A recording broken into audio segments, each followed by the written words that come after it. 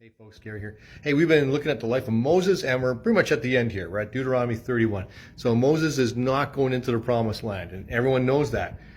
But so what does that mean? Well, it means someone needs to go into the promised land. If he's not going to lead them, they're not capable of leading themselves. Actually, most of us are not capable of leading ourselves. We need someone to lead us. And they definitely do. And so Moses needs to have a successor. And that successor is Joshua. Joshua has been with Moses. He's been his assistant. He's been there for at least the last 40 years. He was one of the original spies that went in and said, let's take the land.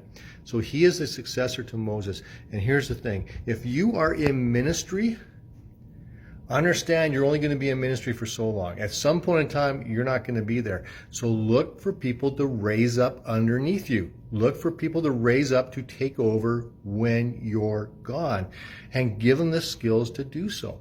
And if you're young and you're in ministry, don't grab a hold of the reins right away. Look for someone to mentor you, right? Like have someone raise you up. That's just so important. The other thing that's important is this.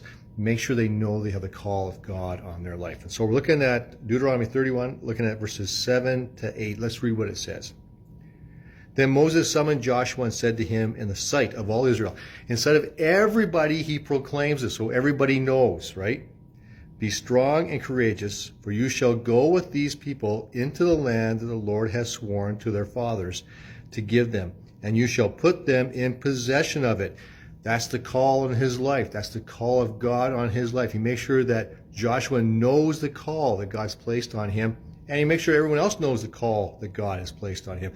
There's no dispute. This is the call that God has put onto Joshua, right? Moving on here. It is the Lord who goes before you. He will be with you. He will not leave you or forsake you. Do not fear or be dismayed.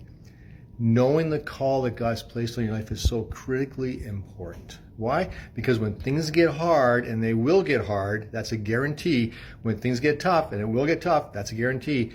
You can fall back on knowing that you've been called by God to do this. That doesn't matter if you're a brand new leader, a brand new pastor, just came out of seminary, whatever it might be, or Bible college, you're going into the ministry, you got to know that call. And if you're an old guy like me, you still got to know that call. You got to know that God's called you to do it. And like I said, if you got young people underneath you, help them discover the call that God has in their life, and then reinforce that call, so it's something that stays with them, so they know that the Lord will never abandon them. He'll never forsake them. He'll never leave them. He'll lead them in their call. So make sure they know it, and then watch them go.